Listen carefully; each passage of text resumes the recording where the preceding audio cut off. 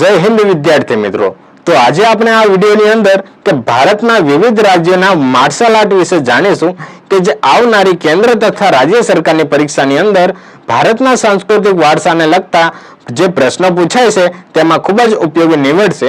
તો ચાલો મિત્રો શરૂઆત કરીએ ભારતના વિવિધ માર્શલ આર્ટ વિશેની।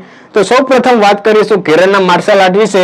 એની પહેલા કેરળનું નામકરણ ચેન્જ કરીને હાલમાં કેરળમ કરવામાં આવેલું છે। આ ખૂબ જ ધ્યાન રાખવા જેવી બાબત છે। વાત કરીએ કેરળનું માર્શલ આર્ટ કે જે કલિયારપટ્ટુ તરીકે ઓળખાય છે કે આ માર્શલ આર્ટ ભારતના અને વિશ્વના સૌથી પ્રાચીન રૂપમાં માનવામાં આવે છે।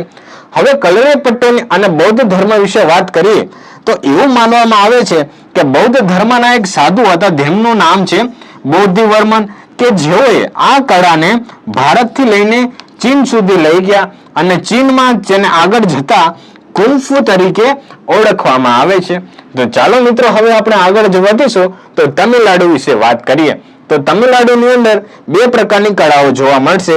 એમાંની એક છે સિલંબમ, કે સિલંબમની અંદર લાઠી એટલે કે લાકડીનો ઉપયોગ થાય છે।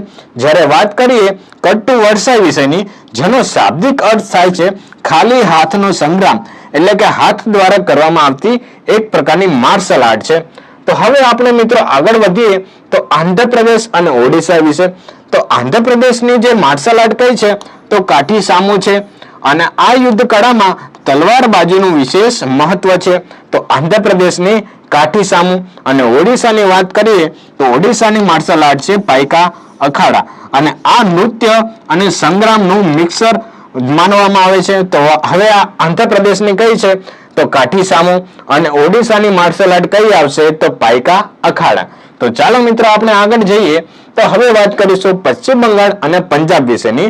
તો પંજાબની અંદર ટોટલ બે પ્રકારની આપણને માર્શલ આર્ટ જોવા મળશે। પહેલા વાત કરી લઈએ પશ્ચિમ બંગાળમાં લાઠી નામની માર્શલ આર્ટ જોવા મળશે અને પંજાબની અંદર પણ લાઠી પ્લસ આપણને ગતકા માર્શલ આર્ટ કે જે પંજાબની અંદર જોવા મળે છે। આમાં હથિયાર તરીકે વાંસની લાકડીનો ઉપયોગ થાય છે, એટલે કે એક બાંબુ સ્ટીકનો ઉપયોગ થાય છે। તો ચાલો મિત્રો હવે આપણે આગળ વધીએ તો વાત કરીએ મણિપુર વિશેની। તો મણિપુરની અંદર આપણને થાંગટા નામની માર્શલ આર્ટ જોવા મળશે। તો અને અગત્યની એક બીજી કળા છે જેને સરિત સરક કહેવામાં આવે છે। તો થાંગટાનો અર્થ શું થાય છે, જેમાં થાંગનો અર્થ થાય છે તલવાર અને ભાલાનો અર્થ થાય છે ટા, એટલે કે એ રીતના બને છે થાંગટા, એટલે કે થાંગ એટલે કે તલવાર અને ટા એટલે કે ભાલા, એટલે કે આ માર્શલ આર્ટની અંદર ભાલા અને તલવારનો ઉપયોગ થાય છે। તો હવે સરિત સરક વિશેની વાત કરીએ તો આમાં હથિયાર વગર ફક્ત હાથ વડે લડવાની કળા છે, એટલે કે આમાં આત્મરક્ષા પર સૌથી વધુ ભાર મૂકવામાં આવ્યો છે। તો મણિપુરની માર્શલ આર્ટ કઈ છે તો ઠાંગટા છે, જ્યારે હાથ વગરની માર્શલ આર્ટ કઈ છે તો સરિત સરક છે। તો ચાલો મિત્રો હવે આગળ વધીએ તો હવે વાત કરીશું બિહાર વિશેની। તો બિહારની માર્શલ આર્ટ છે પરિખંડા છે, કે આમાં તલવાર અને ઢાલનો ઉપયોગ કરીને યુદ્ધના કૌશલ્ય દર્શાવવામાં આવે છે। તો હવે વાત કરીએ હિમાચલ પ્રદેશ વિશેની। તો હિમાચલ પ્રદેશની માર્શલ આર્ટ છે થોડા। તો ચાલો ફરી રિવાઇઝ કરી લઈએ તો બિહારની પરિખંડા અને હિમાચલ પ્રદેશની થોડા। તો ચાલો મિત્રો હવે આગળ વધીશું માર્શલ આર્ટની અંદર। તો આગળ એ વાત કરીએ એ પ્રમાણે પંજાબની માર્શલ આર્ટ કઈ છે તો ગતકા છે, કે તેની શરૂઆત છઠ્ઠા શીખ ગુરુ હરગોવિંદસિંહજી દ્વારા કરવામાં આવી હતી। તો જમ્મુ કાશ્મીરની વાત કરીએ તો જમ્મુ કાશ્મીરની માર્શલ આર્ટ છે સ્કાય, કે આ કળાની અંદર પણ તલવાર અને ઢાલનો ઉપયોગ મુખ્ય રીતે કરવામાં આવે છે।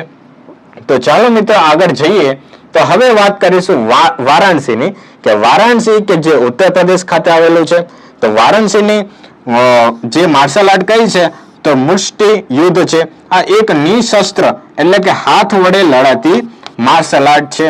તો મહારાષ્ટ્રની વાત કરીએ તો મહારાષ્ટ્રનું માર્શલ આર્ટ છે મર્દાની અને આમાં તલવાર અને દોરી અને બરછીનો કુશળતાપૂર્વક ઉપયોગ કરવામાં આવે છે। તો વાત કરીએ વારાણસીની મુષ્ટિ યુદ્ધ અને મહારાષ્ટ્રની મર્દાની માર્શલ આર્ટ છે। તો ચાલો મિત્રો હવે આગળ વાત કરીએ તો મધ્યપ્રદેશની કે મલ્લખંભ, કે આમાં દોરડી અથવા તો લાકડાના સ્તંભ એટલે કે પોલનો ઉપયોગ કરવામાં આવે છે।